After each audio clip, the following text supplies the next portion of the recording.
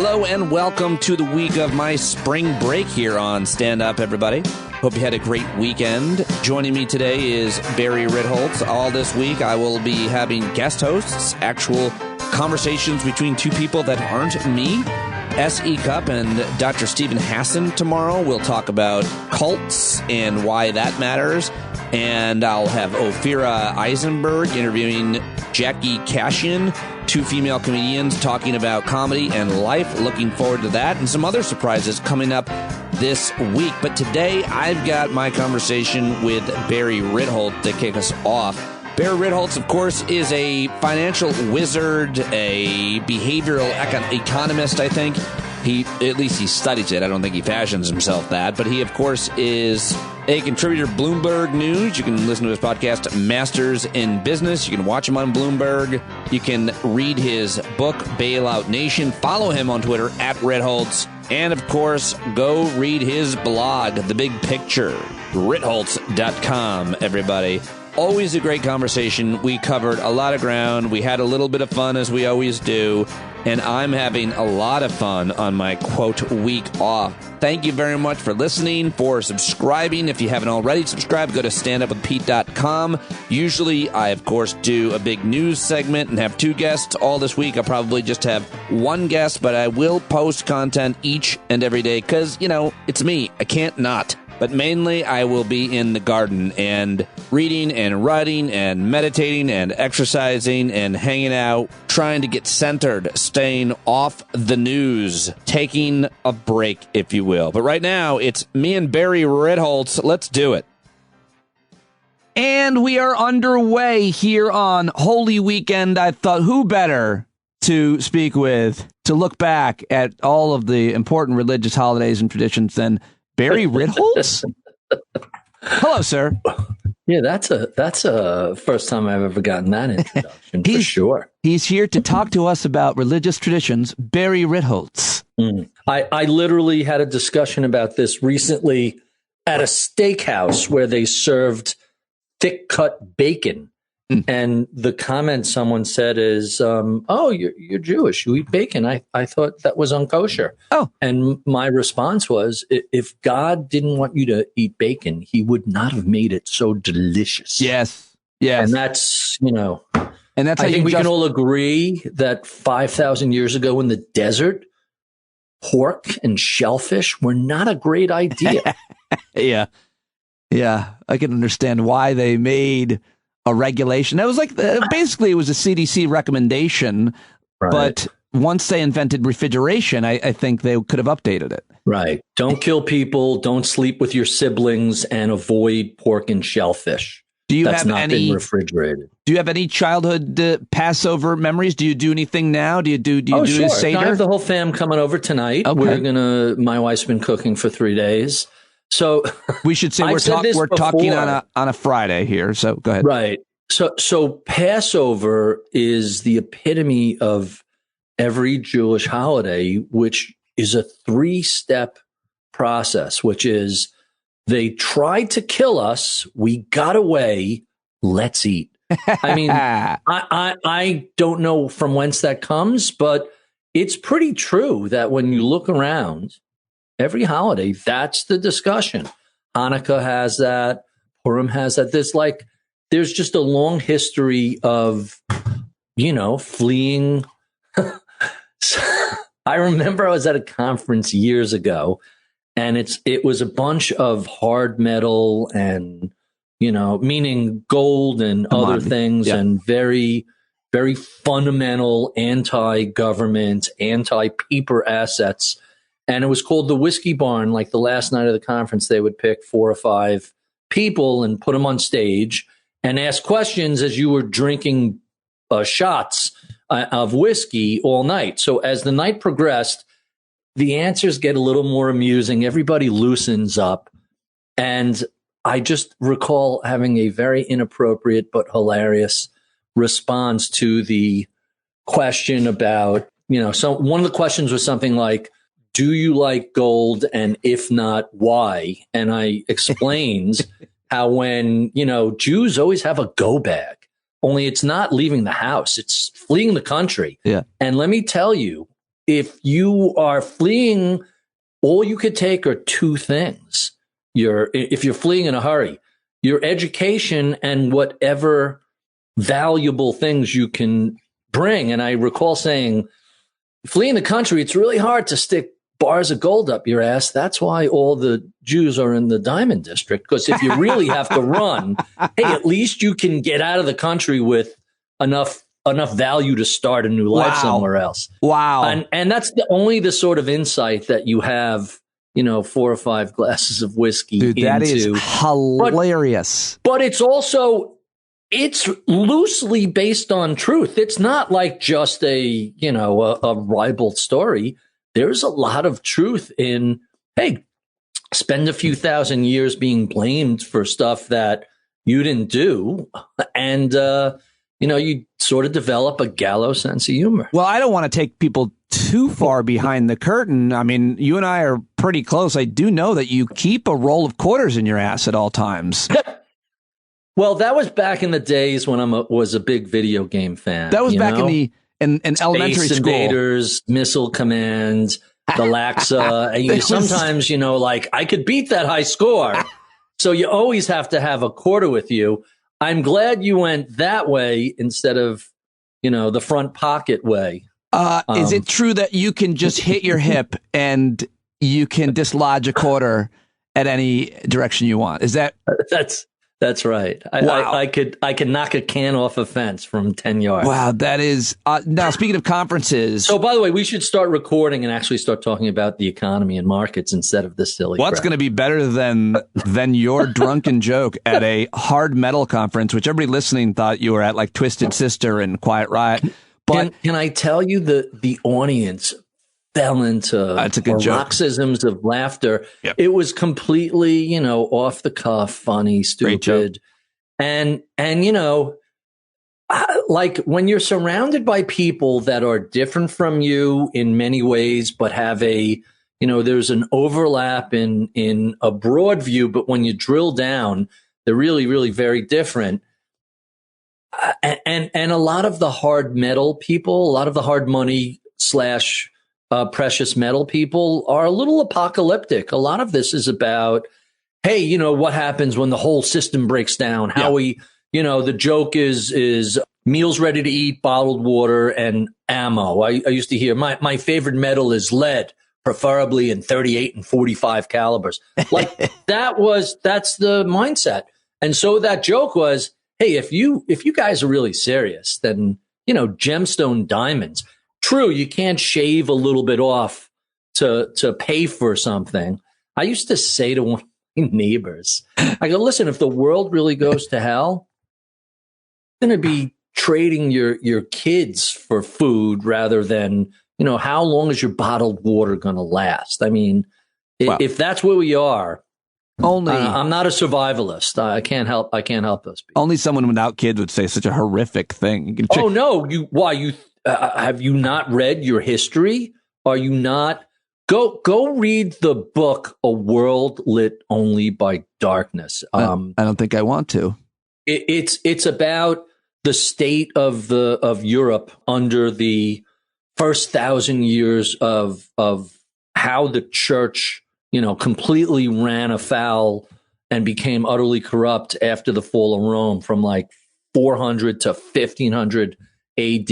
And it's horrible. And the things people used to do in the medieval, oh my God, it's just horrific. Like you don't realize how fortunate you are to be living today because life was really short, brutal, and nasty. And that's understating it. Sounds like a great beach read. It really is a fantastic book. Yeah, I'm going to look it up. I should think more about or learn more about certain periods of time in human civilization. It also gives you perspective on how we're doing now. Speaking of which, does seem like there's a lot of terrible things that we are trending towards, from the pandemic to democracy to climate to the war now in Europe. Do you want to discuss the state of the world, or should we just focus in on how Russia's invasion in Ukraine has affected the world economy? What do you want to do? By the way, it's A World Lit Only by Fire is the name of the book. The Medieval Mind and the Renaissance Portrait of an Age by William Manchester. I'll try to remember. May 2018. So I read this years ago. I'll try to remember to link to it. All right. I'll send you a link. It was one of the most fascinating books I've read in the past 10 years. An informal history of European Middle Ages by American historian William. Dude, you have no idea what a complete and total debacle life was like back then. It's crazy. I'm reading about it on Wikipedia. All right. So how has Russia's invasion in Ukraine affected the global economy?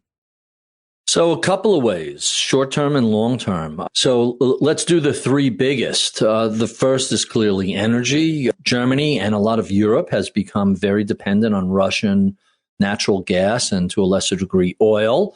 That has turned out under the reign of Putin to be a bad mistake. I think people kind of thought Putin was happy with the state of affairs and stealing hundreds of billions of dollars from the Russian economy and essentially being one of the world's wealthiest people. But he wants more. There's only so much you can do with tens of billions of dollars. If he can't annex Crimea, what good is all that money? Right. So that's the first area. We see a giant chunk of energy inflation up pretty significantly due to the war. I think the number is something like 28% of the world's wheat and grain comes from the Ukraine, Russia, the two countries there. And so, you're going to see food prices continue to stay elevated based on that. And here's a really crazy commodity data point. About half of the world's neon is mined in the Ukraine, and neon, believe it or not, is a key component in the manufacture of semiconductors.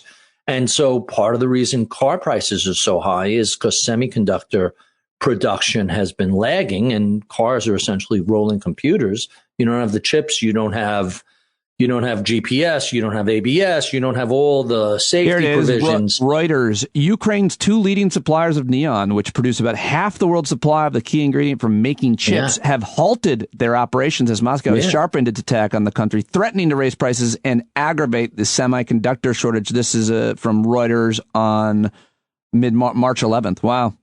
Yeah. So that's a serious issue. So in terms of, energy, food and technology, this war is really potentially disruptive.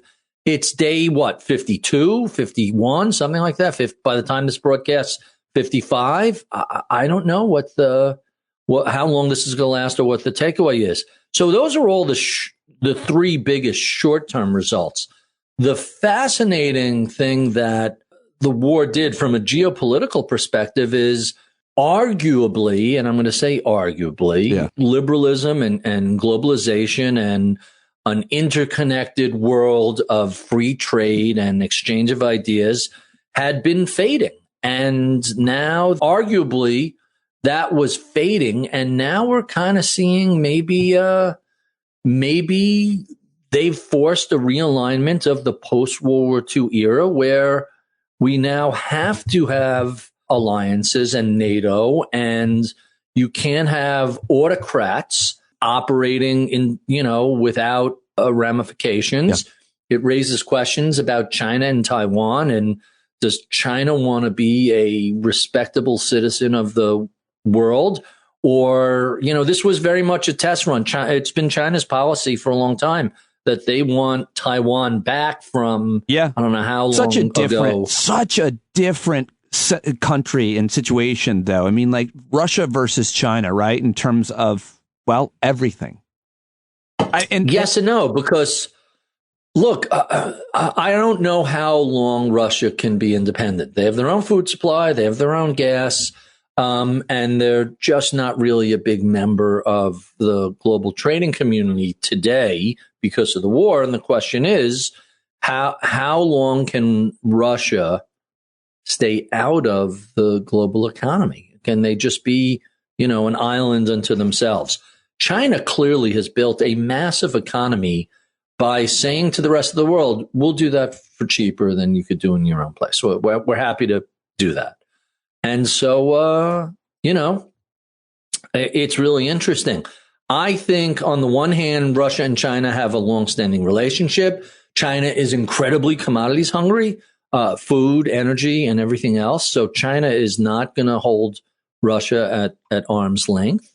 But at the same time, China is looking at the lesson and saying, oh, the way to unite the West is to exercise military power and grab territory. That's a great point. That is, if not yours, contested. And it's hard to say that Taiwan isn't heavily contested, even though China has made it as a policy. Their one China policy is, drives everything they do. So can we just drill down one more response from you on energy in terms of, you can tie it into, if you want, I always love talking about cars, specifically EVs with you. And it's always been the criticism and the point all the way back to the 90s that oil is going to be something that we fight wars over, which is why we should try to shift and create our own energy. Now, we've done that. We're a net exporter of energy, so that's interesting. Gives us a lot of leverage, obviously, but it's still dirty energy, and we can talk about the climate crisis. But what do you think about the role of oil and gas in this invasion and in the future as it ties into the massive increases, rapid increases of technology, battery technology, automobiles, homes, etc.? All right. So where do you start with this? I think it's a race. It's a race, it would seem. The future of energy and where are we at and at what role? How strong are the Saudis and the Russians, much less the Chinese, who are apparently still creating coal and coal-fired power plants, if we're killing it with renewables, which I don't think we will. So a couple of things. There's a lot of really interesting moving parts in this space. I wrote something a couple of months ago about Ford versus Tesla, which I think is really interesting. Next week, the America's best-selling vehicle for the past 47 years has been the Ford F-150 pickup truck. The Ford EV version of that comes out next week. And so far, the preliminary reviews are spectacular. And if any vehicle is going to move America from the sort of, when you look at Tesla and Lucid and Rivian, right now, EVs are a tiny percentage of the vehicles sold in America and very much a plaything of the top, if not 1%, top 10%. Now, I know that's not true across the board. And I know a lot of people that are working class that have either a hybrid or some form of electric. But I'm talking about when you look at the adoption curve of new technology, there are the frontier people, and then there are the early adopters like you. And then there is the mass audience. And to move the needle when it comes to climate change and exhaust, you need mass adoption. And so far, Tesla has not been the one to do it. But when you see something like the Ford 150, like the Mustang Mach-E is an interesting vehicle, but the Ford 150, when they floated this out, I think it was 200 or 300,000 pre-sales gone. This is sold in a week. Hold on. This is the Ford pickup truck you're saying, but how did the Tesla not do it? I see Teslas everywhere. They made a lot of money and they are now, approaching affordability for upper middle class, average middle class folks. So a couple of things. First, you see them everywhere because look where you live. You don't live in most of the country. You live in an area that tends to be wealthier than average here in New York or on the East Coast, even upstate. I was just in California. Teslas are everywhere in California. But California is one state with all sorts of state incentives that isn't in the rest of the country, as well as now Tesla has exhausted their federal subsidy. Right. Each manufacturer gets at least 100,000, 200,000 cars. What it was, but it was a pretty big number. Yeah. So I give full credit to Elon Musk and Tesla for panicking the rest of the industry into the EV market. And the fear was, some credit to Jeff Bezos also. The fear was, hey, look what Amazon has done to retailers. Amazon and Bezos have absolutely demolished all of these retailers. Tesla is looking to do the same model, and they're going to steal your lunch from the yard. They're going to basically come take your milkshake and your market share. And hey, automakers, you're fucked. Yeah. It took a while, but the response is there are multiple Hyundai and Kia EVs. You have straight down the line of Mercedes, Volvo and Polestar. Volkswagen has a ton. Audi and Porsche have a ton. But a true mass market automaker like a GM or a Ford, and so far GM has been the Volt, the Bolt, and on the other end, the Hummer. But Ford and Volkswagen are the ones, and probably Hyundai. I can't figure out why Toyota, after leading so long with the Prius and hybrid, just got leapfrogged and have fallen behind. But when you look at Ford as a mass automaker that can do a few million units a year pretty quickly, this is now a question of not if, but when. And people used to talk about 2030, and I think we're closer to 2025 before the majority of vehicles sold each year are either straight up EVs or hybrids. And that's pretty, compelling given how important transportation is in affecting climate. Food is a whole nother story. We can talk about that. Well, what were you going to say? I did about the Ford F-150 pickup truck and how that's the demand for that. It's monstrous. They sold it out in a week. They're adding additional factories to ramp this up. This is going to be an insane. It's very possible that at some point in the future, you're seeing 250,000 to 500,000 electric Ford 150s being sold. Now there's a whole nother discussion people have about all these giant pickups and SUVs and what it means for accidents and pedestrians. That's another conversation. The Ford F-150 is the favored choice of contractors and builders and painters and small businesses, and it's just an incredible workhorse. And they're turning it into an electric vehicle with huge range, and people have figured out the whole range anxiety is, hey, listen, I don't need 1,000 miles of range. I don't even need 500 miles of range. 300 miles of range is 5 hours of driving at, 60 miles an hour. And, you need a break every couple hours. You shouldn't be driving for that long anyway. Stop, go to the bathroom, get a cup of coffee. Hey, you're, recharged in a half hour, and the vehicle has another 300 miles. And the technology is getting across all the manufacturers. Charging times are much shorter. And even if just to top off, you can put like half of a tank. I still use the wrong nomenclature. You could recharge to a 50% battery level on some of these cars in like 11 minutes. That's monstrous. So this is happening really quickly, and full credit to Elon Musk for dragging the rest of the industry along, kicking and screaming. To me, when I'm in a Tesla, I can't help but notice a lot of the build flaws. I've heard lots of problems getting parts, getting repaired. Even a little fender bender is problematic. Building cars turns out to be really difficult. And the guys who have been doing it for a century are much better at it than the startups. And we'll see how Lucid and Rivian does with this compared to Tesla. But so far, everything I've seen from Hyundai, Volkswagen, and Ford have been really impressive. They're well-made, high-quality cars, and there's going to be an endless amount of competition in this space. Well, you mentioned Elon Musk, so let's now. Do you want to shit on him now over the whole Twitter purchase, or what do you want to? What do we need to know about this whole controversy? I know you've been tweeting about it and obviously thinking about it. Yeah, a little bit.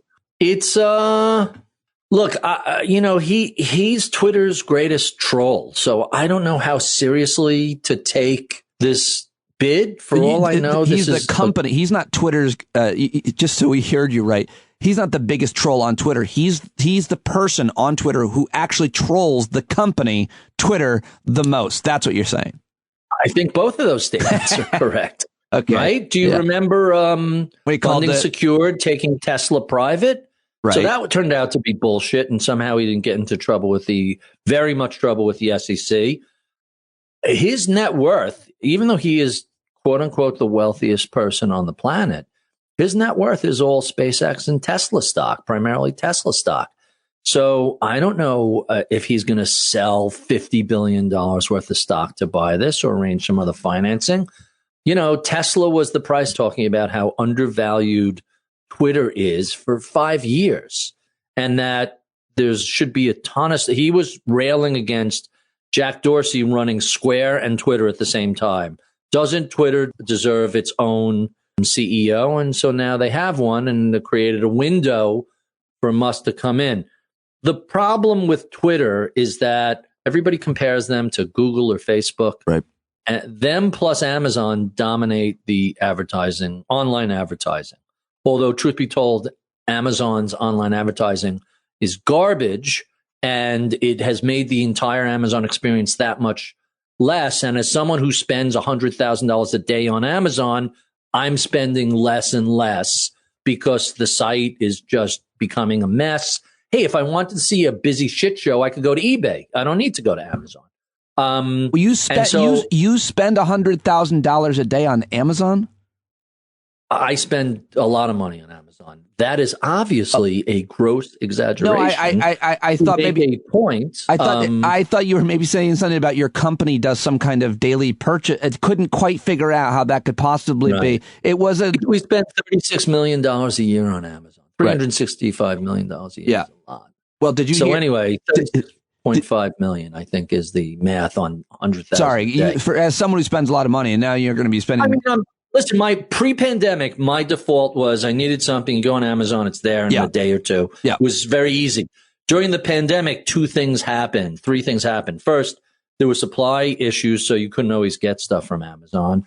Second, Amazon became, I mentioned eBay, became like eBay because all these third-party sellers started showing up and charging, profit gouging shortage things. And that was really kind of annoying. And then the advertising started, and that was even more annoying. And so I found myself, first because the stuff wasn't there, going to other sellers. And I don't know, it took, I guess, a decade of ordering crap on Amazon for the country to become increasingly comfortable sharing credit card information, I guess. I don't know why people, you're protected to everything but the first $50. I don't know why people were so paranoid about it. But I thought I had a lot of other online accounts. The lockdown, I never would have set up a Walmart account, a Target account, go down Instacart, go down all the list of stuff that people did. And I think to some degree, people are more comfortable looking beyond Amazon. But that's just a whole footnote digression about advertising.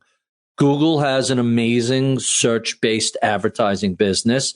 Facebook has an amazing social media legacy advertising business. Twitter doesn't have any of that. Twitter is just this addictive, entertaining place where if you use it correctly, you have access to many of the smartest people in the world and all sorts of great stuff. And if you do use it incorrectly, you get pulled into nonsensical arguments with that's my preference. Either idiots or just people that it's the wrong forum to have that discussion. Someone started arguing with me about, SEC filings and like so complex and nuanced. I'm like, you know what? I can't get involved on Twitter. Sorry. Right. This is the wrong format to have a in-depth, nuanced discussion about complex issues. Now, you tweeted about this. Did you write about this as well? Just the difference in terms of revenue streams for just a tweet for Twitter versus Facebook and it's just the numbers are massive, and listen, you can get the greatest CEO in the world. I just don't see Twitter having a business model that's going to challenge Google or Microsoft or Apple. Is that point about the valuation of the company for the individual investor, much less, an Elon Musk who wants to buy it and take it private? Is that what that point is about? It's like, why are we talking about it's worth when it's not worth anything or something? No, well, it's worth something, right? Yesterday, it was before he announced that it was worth $36 billion. And in reality, the value of Twitter is its influence, for good or bad. not as a money-making entity. So Bezos bought the Washington Post. Mike Bloomberg has, the whole Bloomberg media empire. You look at the Sulzbergers, who have control of the New York Times. Go down all these different famous Fox News and the Murdochs, and on and on. Wall Street Journal was bought by them. On and on and on. Media, which used to be a crucial aspect of maintaining information in a free and open democracy, has, you can argue that it goes back to, centuries that media was the plaything of the wealthy. Think about Hearst, think about all the, the millionaire owners of big media. But, when we look at Elon Musk wanting to buy Twitter, it's obvious it's for the influence, not because I can make this a better business. No, he wants to be able to influence his. He wants to put Trump back on the Twitter. I don't know what he wants to do with that. That's what some people are saying. It certainly would. Maybe it would affect everything if he were back on Twitter. Well, didn't Trump set up his own social media company? It was going to be the best, the very best. It's interesting because he's smart in a way that he discerns who he thinks is a hot person or item or thing, and he jumps on top of that quickly. And Trump? Yeah, well, and he's often very wrong. Street smart, very, very savvy. Listen, the guy's whole entire career, from lying his way onto the Forbes 400 list to the persona, which anyone who knows him knows it's not real, that he created in The Apprentice. He's not a very successful businessman in business. But if you're going to be, but most was able to build that whole facade and became wildly successful. And yeah, granted, it's all based on bullshit. But most businessmen, nobody bullshits better than him. I guess most people in business don't think about taking an avenue of immorality and being unethical and lying and being a grifter to make a fortune, because there's a certain sense of shame there. It doesn't mean that business people don't do all kinds of... Shamelessness is a superpower. Stop and think about that for a second. Yeah. If you can't be embarrassed, as terrible as W and Cheney were, part of that, part of the whole Iraq war, not the country that attacked us, the one next to them, we'll invade them. Not even, There's a degree of shamelessness there, but, and I don't think W gets enough credit for paving the road for Trump to follow him or blame. But, the argument I have with my liberal friends is that Trump is a failed real estate developer, but he's a brilliant and savvy business person, just not in the way that the average MAGA fan thinks. The guy became president. Yeah, it was by the narrowest of margins, and, run that simulation 1 million times. Maybe he wins 8% of the time, right? Most of the times he doesn't win. Just too many random things broke his way. He drew to the inside straight flush, one card out of 52. And that's really low odds. That said, he's street smart. He's media savvy. And even though that shamelessness leads him to do utterly contemptible things, he's still a force and has to be dealt with. And he's kind of brilliant the way the guy who owns the used car store who does the local commercials screaming, like his talent has always lied, from The Apprentice to now, just bringing back to the point, Twitter. If you're willing to just say anything and do anything to get yourself out there, you might have success, maybe. But most people aren't. But I think it was more than just willing to say or do anything. I get the sense that there was a small, and by small, I mean 30% of the country, group of people who his message resonated with. Sure. Now, it's not a monolithic block. That 30% is probably broken into a small percentage of Nazis and a small percentage of racists and a small percentage of but there's a lot of overlap. Those are the same. No. I think these are all different groups. And that's probably less than 10% of the country. I hope. Maybe it's more.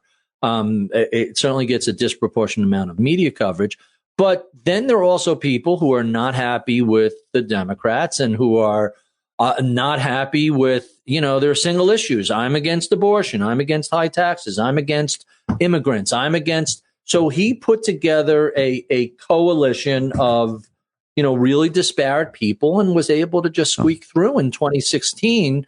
The Democrats are just terrible at messaging. All right, let's not do that one. We've done this before. So you just talk about defunding the police and deplorables. No Democrats, not one Democrat, I don't think, not one Democrat ran on defunding the police. Now you're buying into Republican talking points. Nobody ran on it. Nobody even barely even talked about it. Left wing. It doesn't matter because you can't say that by the Republicans, you lose. You can't say Democrats are bad at messaging if the message is coming from grassroots organizers and activists who may identify more closely with the Democratic Party than Republicans, but certainly aren't doing messaging for them. So let me ask you, though, about... let me rephrase that. Hold on, before we move from this. All right. Republicans are much better at managing and manipulating the media than the Democrats seem to be. I would again argue defunding the police was all over the press. Whether the Democrats said it or not, a lot of voters thought they said it. Sure. But that's also you've taught me this. It's not just Breitbart. It's the Washington Post. It's the New York Times. It's all over. Whether it's true or not, to voters, it doesn't matter. But and you've talked and taught us all about this when it comes to behavioral economics, but when it comes to psychology in general, what Republicans are doing, what the part of the brain that they are targeting and gets animated, and that it's a very small, it's a very homogenous group of people that they're targeting, whereas any other political party or Democrats are looking at people from a wide spectrum of backgrounds versus Democrats or rather Republicans who we've already discussed who they're targeting. But let's get off politics. Let's get on economics. Let's talk about the economy. And we haven't talked since the interest rates, since the Fed made their move. There's been obviously plenty of criticism. Why does Larry Summers still get invited? He was on Meet the Press and Chuck Todd was kissing his ass saying, you predicted this. And it's like anybody can be right some of the time. And anyway, right. My beef with Larry Summers is that he was one of the key contributors to the great financial crisis. Well, yeah. Whether or not he predicted inflation now, and let me point out how many times he's predicted in the past exactly and was wrong. But he's the guy who was Treasury Secretary and signed off on the Commodity Futures Modernization Act and the repeal of Glass-Steagall. And I think once you help blow up the entire world's economy, nobody should talk to you again in the future. I mean, we're all allowed to be wrong a little bit, but at a certain point, yes, there comes a point where people just say, all right, enough's enough. And there's so many other people who, including yourself, wrote a book about Bailout Nation. But there's so many other people that predict and are continuing to predict things accurately most of the time that you could invite on your show, which is why I've always gotten a lot of credibility for having you on. Anyway, so let's get to those interest rates. All right. So what do we want to talk about with interest rates? Well, do you think that the Federal Reserve's moves were the right thing to do? And will it, in fact, trigger a recession? So, of course, it's always more complicated than it's made. So the Fed has wanted to get off zero for a long time, right? That's been their goal. Let's get off zero interest rate policy. And they probably should have done it sooner than later, but they were late to the party and they started doing that. And then the pandemic comes along and they again overreacted. I think the Fed overreacted to 9/11 and brought rates down to zero. What do federal open market rates have to do with terrorism? Like, really, bringing rates to zero was a pointless overreaction of Alan Greenspan. And arguably, Jerome Powell made the same mistake this time. Wait, there's a pandemic? Why the frig do we need rates at zero? It's a pandemic. So my complaint about the response to the great financial crisis was that it was all monetary policy, meaning lowering rates, and very little fiscal policy, meaning sending out checks to people. Right. arguably, this one, we did a little bit too much of both. We definitely lowered rates inappropriately. There was no reason to take rates that low. And then we sent $2 trillion in the first CARES Act, $1 trillion in the second CARES Act, another $1 trillion in the third CARES Act. So, like, you could give credit or blame to Trump for the first $3 trillion. By the way, Trump left a lot of ticking time bombs everywhere. Yeah, such as pull out was his deal, and Biden got blamed for it. All of this inflation we're seeing, I give some blame to Biden in terms of overcompensating in the third CARES Act. But remember, the first two CARES Acts, the first $3 trillion of fiscal stimulus came from Trump, and I believe most of it was necessary.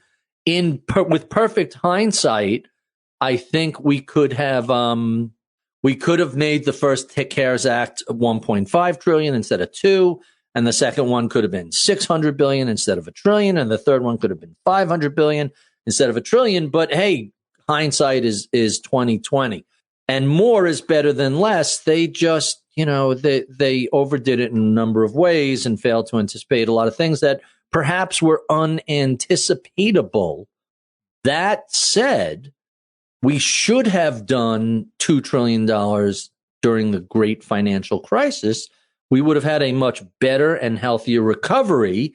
And that weak, slow recovery, which you give a lot of credit to Mitch McConnell, who refused to participate with any fiscal, ultimately set the ground for Trump getting elected. Yeah, even really good after point. Obama had two terms and the economy was improving, but just not fast enough for a chunk of the country. And so, I call McConnell a member of the disloyal opposition. I think we've talked about this before.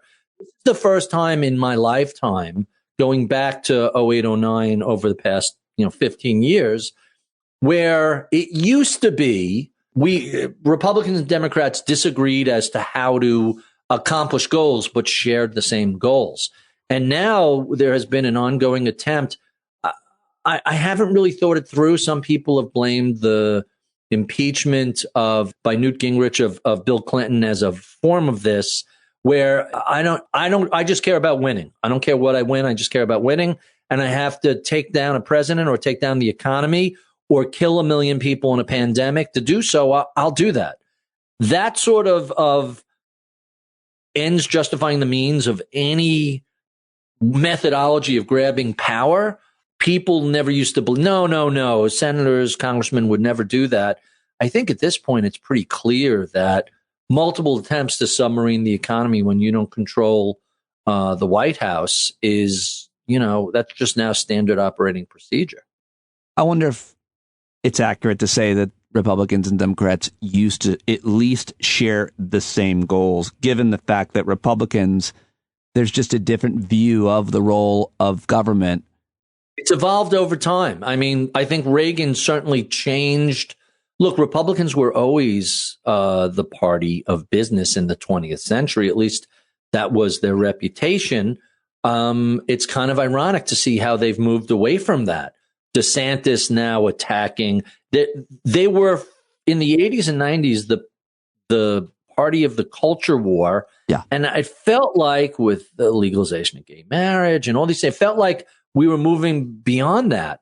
But, the whole grooming thing, the whole the opportunists have grabbed that as an issue. Look at DeSantis arguing with Disney and then threatening to kill. So Disney always had this ridiculous set of privileges, the extension of copyright law. They basically run Orlando. It's like their own private fiefdom. And if you want to overturn that, well, overturn it for everybody and have a level playing field. Instead, Governor DeSantis in Florida is using the Disney opposition, belated and milquetoast opposition to the Don't Say Gay law to threaten this set of rules they have. And it's a pretty ballsy thing for him to do, but he's got his sights set on the White House and he doesn't care. He's a slash and burn sort of guy.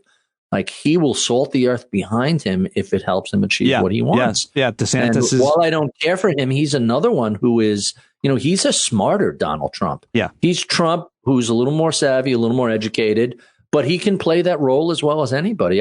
Between DeSantis and Abbott, I heard from a lot of Democrat friends, hey, we should be happy how dumb Trump is. If he was smarter, he could have effected a coup. Yeah. And, I think Abbott and DeSantis are, smarter versions of... They are really good at taking something that's coming out of a think tank that resonates with people and making it a fucking law.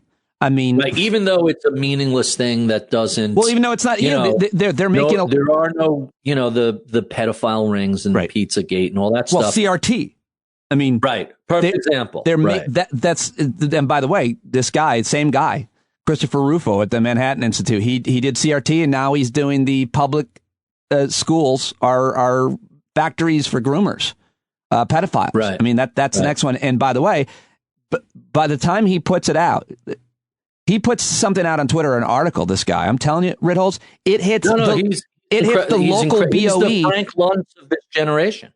Yes, that's a great point. Yeah, Christopher Rufo is Frank Luntz of the Frank Luntz of this generation. It's just that Luntz minus ethics equals, do the math. Yeah, yep. Well said. Well said. All right. Final question for you is, as always, what is something that we didn't talk about? What is there an article that you've written or read that you want to mention?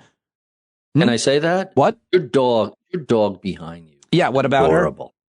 Look at her. She's beautiful. Just delightful. Yep, she's the light of my life. So something, I'm going to send you a link to the most insane thing I saw today, which is just a passing link in my post, wrong side of the trade. But so I'm going to try not to click this now because it'll make noise. But I'm going to share this with you.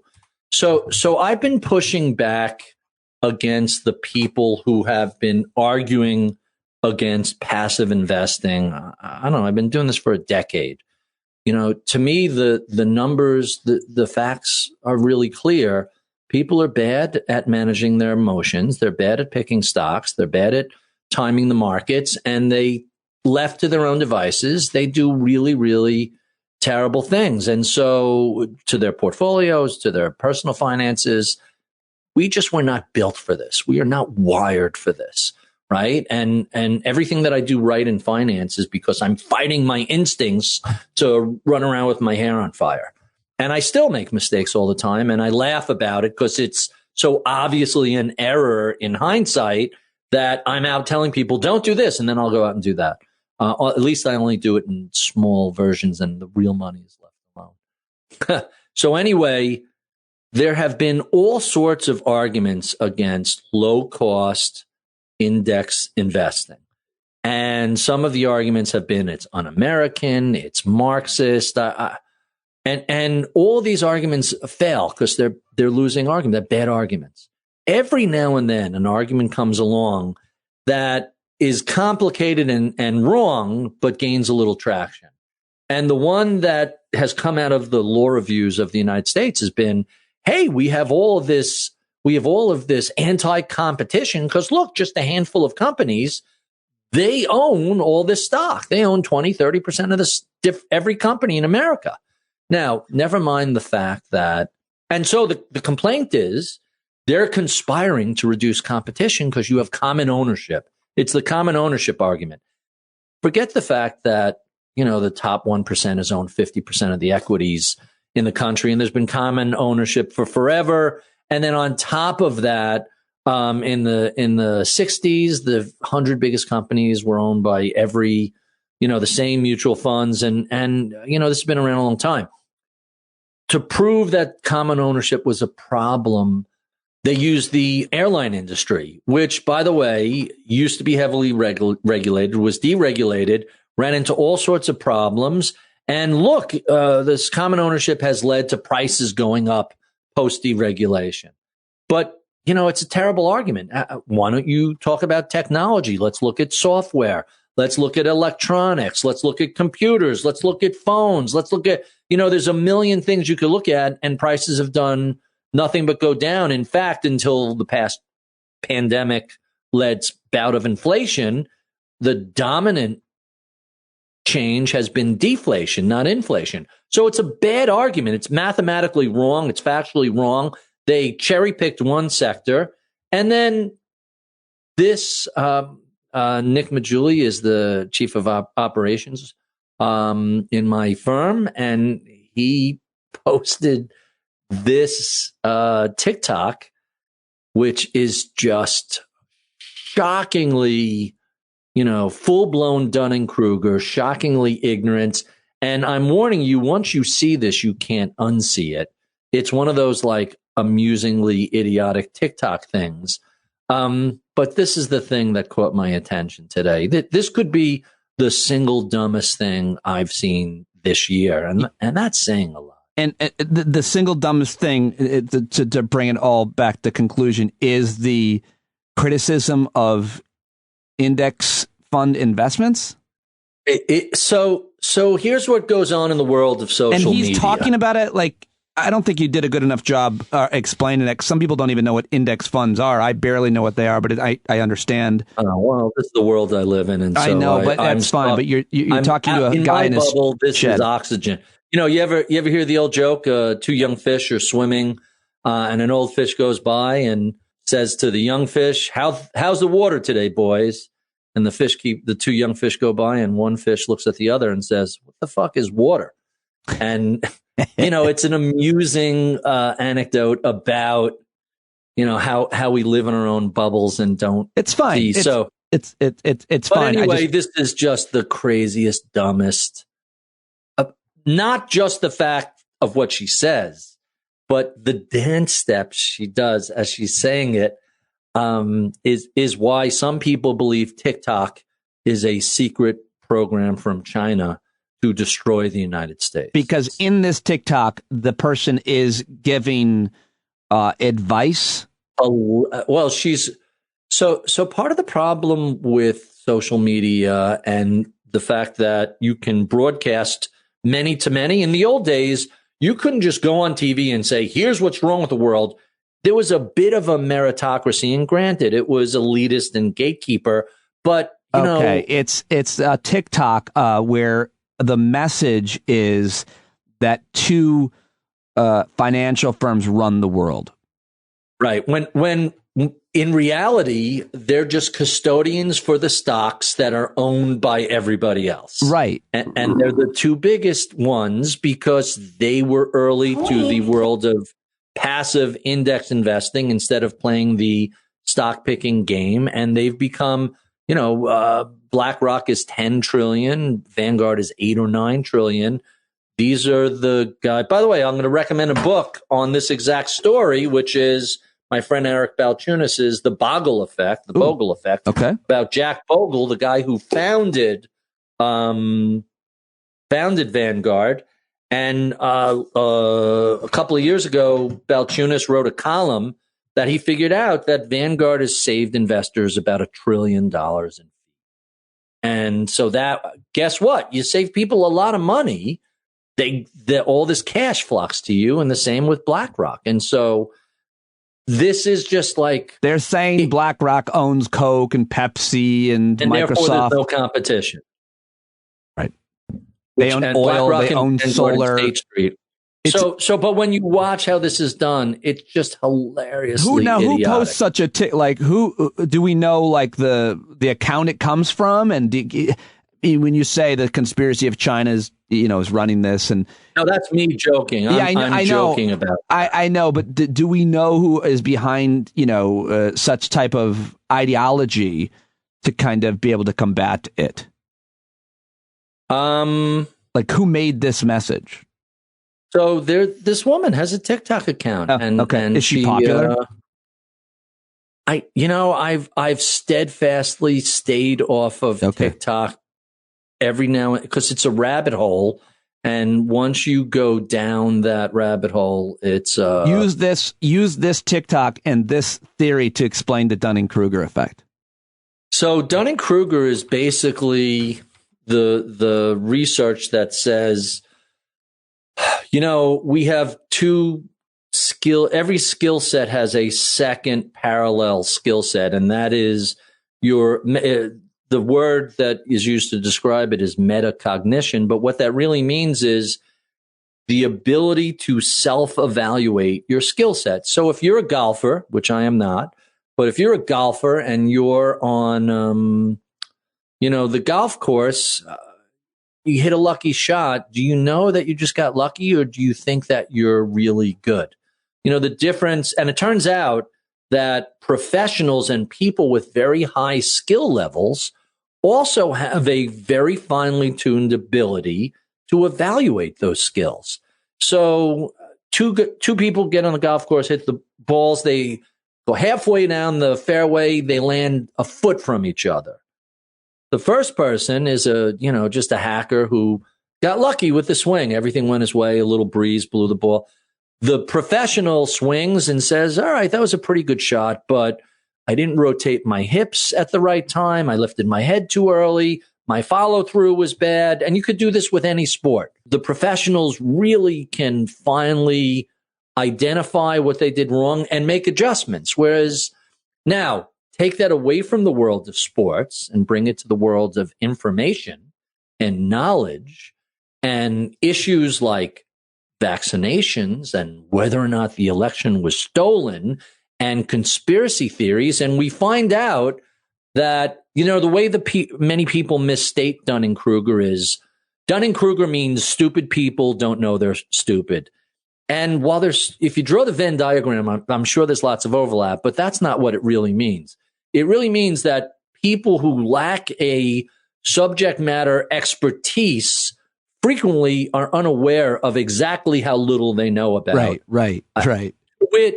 To wit, this one particular video, which is, I want to find it and download it because someone will eventually become mortified as to how oblivious and completely full-on idiotic it is, and just out of sheer mortification, take it down. So I want to capture it before it disappears, because eventually, my wife used to warn her students, the internet is forever. Whatever you put up on the internet, well, I'm not sure. I'm not sure the person who posted or wrote that will ever realize how wrong they are. I mean, maybe 10, 20 years from now, and they'll be mortified. Listen, I frequently, like every 5 years, kind of look back on what I've done. Sure. And I am often aghast at, like, holy shit, was I completely oblivious about this? More so in my 20s and 30s than now, but still, every now and then it's like, yeah, that was bad. Yeah, most people don't do that, I'm going to guess. Most people don't look back at most people do that. Don't you kind of self-evaluate over time? I do a lot, but I don't know that most people do. Dunning-Kruger effect in psychology, by the way, the definition by Britannica, a cognitive bias whereby people with limited knowledge or competence in a given intellectual or social domain greatly overestimate their own knowledge or competence in that domain relative to the objective criteria or the performance of their peers or people in general. I like that. Yeah, no, it's amazing. It's just amazing that this stuff even exists. People come up with, they think they have big brains. They come up with these theories. They put them on social media, and then Joe Rogan is entertained by them and or believes them, and then makes them popular, or whoever it might be. And I mean, and if you don't have the objectivity to self-evaluate, how do you know?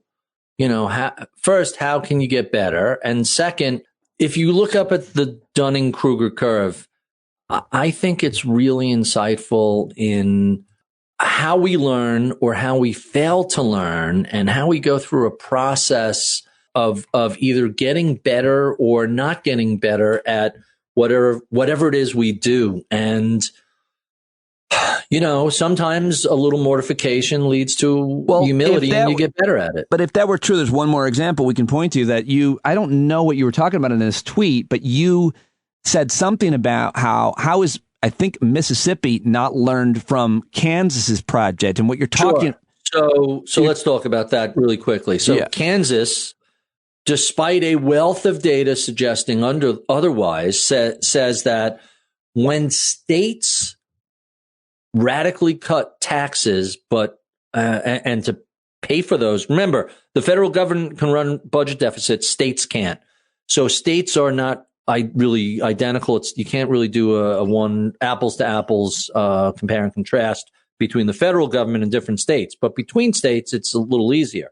When states cut taxes to the point where they have to slash essential funding to pay for that, schools, highway maintenance, other stuff, it's bad for the local economy. And the governor of, I'm drawing a blank on his name now, of Kansas, it's like 8 years ago, slashed taxes. It was Brownback. Brownback, the Kansas experiment. And it was a debacle, and not just a debacle against the federal government or the nation.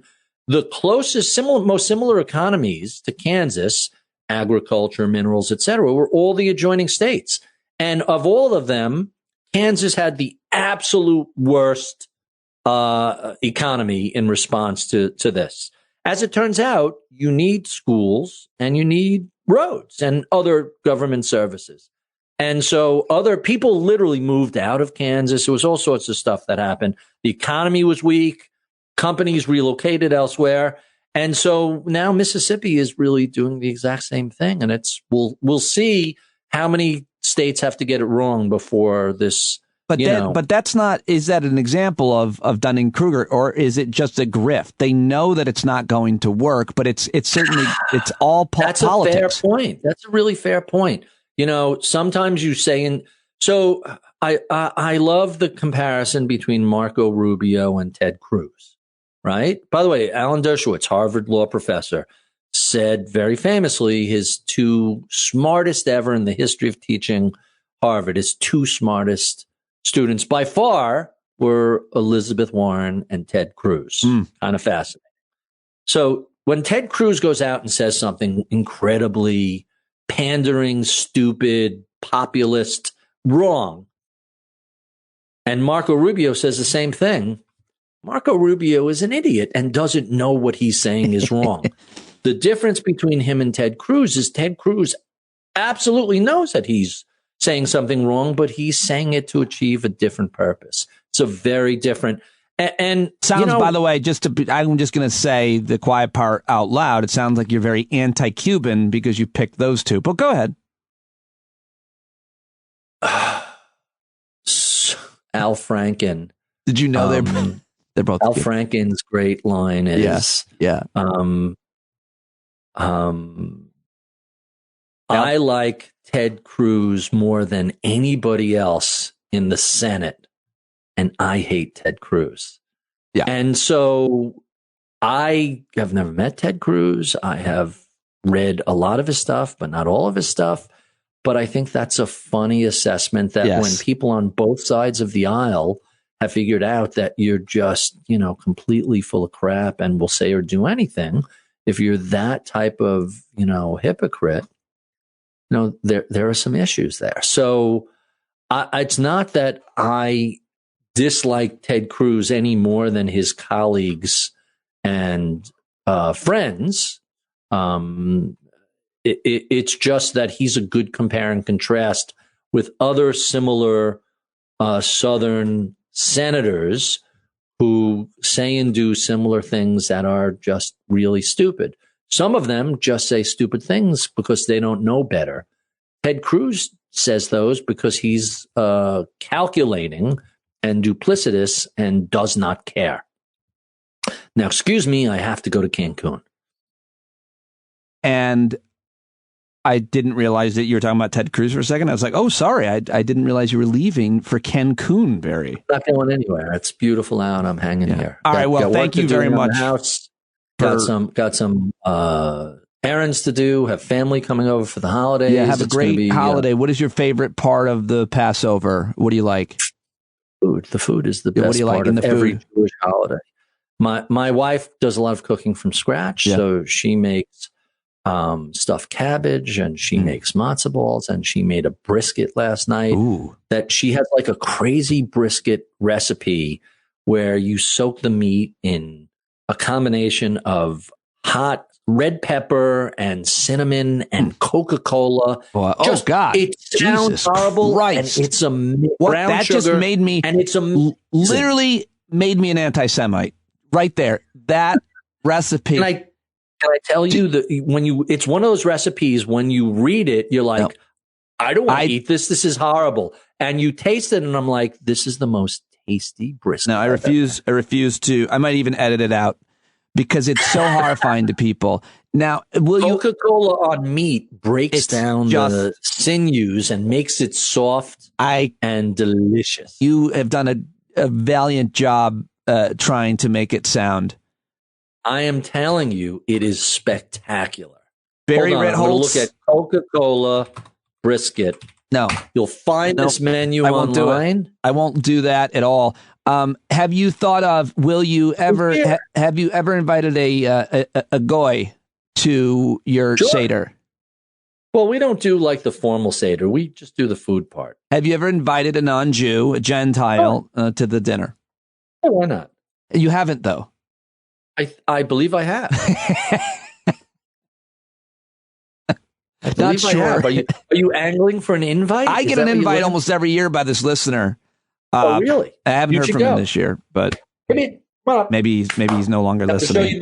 Maybe he died. You showed me yours. I'm going to show you mine. Come on up. He's showing us his dog, and that means it's time to wrap up the audio part of the interview. Thank you, Barry, for joining me. I love you. I appreciate you. Happy Passover. By the way, we were completely unprepared for this. This was just two idiots rambling for now. As always. Well, there you go. Barry Ritholtz and me on the Monday show. Tomorrow, S.E. Cupp will take over Stand Up with Pete Dominic, and she'll interview our friend Dr. Stephen Hassan about cults. Looking forward to that. But now it's back to the garden for me on my vacation week, spring break. I hope you're doing well. I look forward to hearing from you. StandUpWithPete@gmail.com. Subscribe now. StandUpWithPete.com. Thank you very much for joining me today. Thank you, Barry Ritholtz. And thank you, John Carroll, for the music, giving Pete Coe the week off as well. But go follow him on Twitter @PeteCoVO. Love you guys. Thank you for your support and allowing me for this time off. This podcast is free, but I can't do it without your subscriptions, and I am so glad to be a part of this community. Thank you, guys. Talk to you tomorrow. Boy, you better stand up. Stand up. Well, there's a whole lot more of us who know what's right. They'll keep right on ignoring us if we keep sitting tight. You got to open up the window to let in some light. You got to stand up. That's right. You got to rise up. You got to stand up. You got to stare the devil straight in the eye. We got to let him know it's his turn to go. See it clear when all you hear is a lie. So get up off of your butt, down off of your fence. Even if it ain't a very friendly audience, well, they'll begin to listen when you start making sense. And you stand up. Stand up. No need to point your rifle to defend your town. Just stand up. Stand up. You know they can't deny you what you're laying down. Boy, you better stand up. Stand up. Show your face of every color, yellow, black, red, and brown. She's the place where every lost child will finally be found. There's only one thing to do before we stand our ground, and that's stand up. Stand up. Well, the founding fathers saw a land for all. They had to stand up. They had to stand up. They had a keen imagination for a crystal ball, drawing all the plans of a stand up. But all they had to go on was the time they were in, with other causes for laws, and since they weren't even sin, they knew that change was gonna come before the change could begin. They had to stand up.